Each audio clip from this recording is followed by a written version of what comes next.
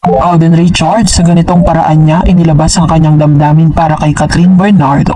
Ang lahat ng yan, but before that, ngayong araw, let's talk about this one dahil ngayong araw nga ay naganap na po yung mall tour, no, ni Miss Catherine Bernardo and Alden Richards, and ngayong araw din babalik po sila going to Manila para po naman sa kanilang mall tour sa Market tomorrow. So talagang lagari na po sila dahil ilang days na lang ay mapapanood na po natin sa big screen ang Hello Love Again. And dahil po dito ay talagang tuwang-tuwa po ang mga taga Mindanao ay taga Cebu dahil hindi po sila nalimutan ni Catherine at ni Alden Richards. And syempre viral din po ang ilan sa mga tagpong ito kung saan pinagkaguluhan si Catherine.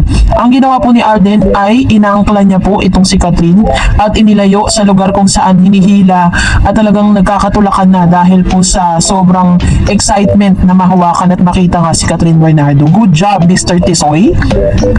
Naganap din po yan. Meron din po nangyari sa KCC Mall, nahila po yung kamay ni Miss Catherine at ang ginawa ni Alden ay hinila niya itong si Miss Catherine. At ito na nga, dahil meron po nagte-trending, may nag-comment, sabi niya, Miss Darren, so OMG, Alden secret reveal at bench. Alden, wag mo silang pansinin, okay? Catherine's voice, bakit? Kasi inggit sila, kasi akin ka. Then, you can hear Alden saying, I love you too, which Catherine replies, I love you too. This exchange certainly feels like admission. So, kung mapapansin po ninyo, si Alden Richards po isa sa pinaka-newest ambassador po ng bench. So, dahil po dito, naglabas po sila ng panibagong video at gumamit sila ng material. Panoorin natin to. Okay? Bakit? Kasi cute sila. Why? Kasi akin yan. Yan ang ilan sa mga video na inilabas Mr. Alden Richards sa TikTok kung saan siya po ay parang meron po siyang mensahe, no, para po sa lahat. At dahil po dito nag-viral po yan, sinasabi po ng ilang mga Katden fans na boses daw ni Miss Catherine Bernardo at boses ni Alden Richards yung conversation na to. Pero base po sa mga comments, ito po ay galing po sa movie ni Claudine Barreto Henrico yan. Yung kanila pong statement or yung kanila pong movie na if I'm not mistaken, if it has got to believe in magic. Tapos inilapat nila dun po sa dito sa endorsement na parang video ni Mr. Alden. Ang point of view ko lang dito is this: sa dami po ng mga pwede nilang gamitin, bakit yun pa yung kanilang ginamit na material sa pagpopromote ng bench?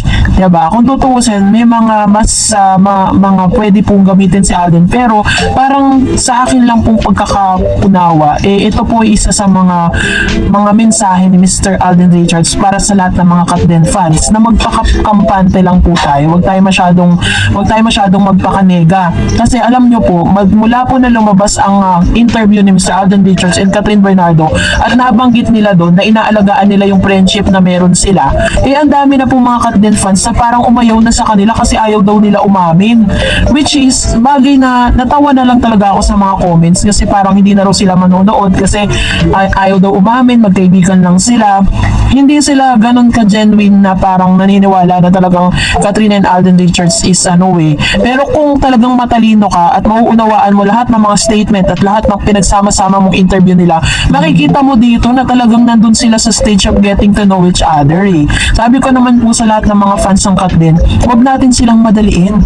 Let's trust the process. Huwag tayo masyadong magmadali at huwag tayo magmagaling na kailangan kayo po yung masusunod sa magiging desisyon nila. Diba? So chill lang. And for that, narito naman ang ilan sa mga komento ninyo. Unahin natin si Raquel Versosa. Mahirap kasi pag sinundan ng third sequel, hindi maiiwasan kailangan ninyong lagpasan ang kikitain ng second sequel. Kaya siguro umayaw na rin si Alden at Catherine na magkaroon ng third sequel. Totoo po yun. Kaya nga po diba sobrang pressured ni Miss Catherine at ni Alden Richards kasi kailangan nilang higitan yung unang record. Kailangan ma-break nila po yun. Tapos meron din silang hinahabol na rewind. Syempre hindi po biro ng mga record breaking na ito. Kaya talagang sabi nila, pagpapahingay na rin si Joy and Ethan. Maaring gagawa sila ng panibagong movie pero hindi na si Joy at si Ethan. Syempre, mahirap na po yun. Nabi ni Ma'am si Annabelle, hello Miss Tarets, naku, nakakaaliw yung laro nila sa Family Feud. Yung sagot ni Kat na tilapia about sa sinigang yun, tinutukso nga nila kasi parang wala naman sinigang na tilapia, diba? Top answer yung sagot na sinigang na baboy ni Alden. So true nga na natalo ang mga boys kasi si Jeffrey at Joros, mga sablay ang mga sagot. Pero feeling ko, pinapanalo na nila ang girls. Takot lang nila kay Direk at Alden, takot kay Kat. Well, regarding sa sagot ni Kat sa pagpili ng happiness at family family. Tama siya, dapat buot. Di ka maging masaya kung di mo kasama family mo, di ba? Lalo na si Kat, family-oriented bonding nila, grabe. Sabi nga dati ng ex niya, grabe daw, ka-close family ni Kat. Lagi nga daw sabay kumain pagkakain na. Napanood mo ba yung karugtong ng imitating game, yung naubo si Kat, si Alden nagpakuha agad ng water. Kasi sabi ni Kat, wag na, okay na, sabi ni Alden, sumabit lang yung tawanan nila. Grabe, tapos may language sila na sila lang ang nagkakaintindihan. So, mararamdaman mo sa super close talaga sila, wala na silang hiya-hiya. Di sila na turn off, kaya as deep as an ocean na talaga ang relationship nila. Kasing lalim ng Pacific Ocean ng mga ha-ha-ha. Si Sanya, may akyo na. Thanks, Miss Darren, sa update at ready na ako sa November 30 next week na yun, and good night. Napanood ko po yun. Ilalabas ko sana dito kaso parang baka magalit po ang GMA dahil sobrang dami na pong gumamit ng material na yun, sobrang dami na pong nag-post sa social media. Napanood ko po siya nung naubo, parang someone is naalala daw si Miss Kat, diba? Pero pinapakuha agad, ang bilis ni Alden Richards na magpakuha ng water. Pero sabi ni Miss Catherine, okay na daw, na-clear na daw yung throat niya.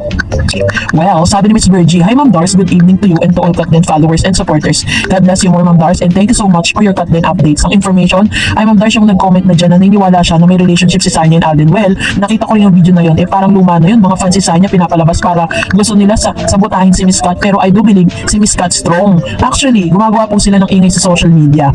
And hindi natin may iwasan yun, lalo-lalo na yung mga amay ayaw kay Catherine, diba? Gagawin talaga nila yun. And of course, syempre, si Sanya kasi is talagang marami din pong fandom, pero wala pa rin dadami sa fandom na meron po si Catherine.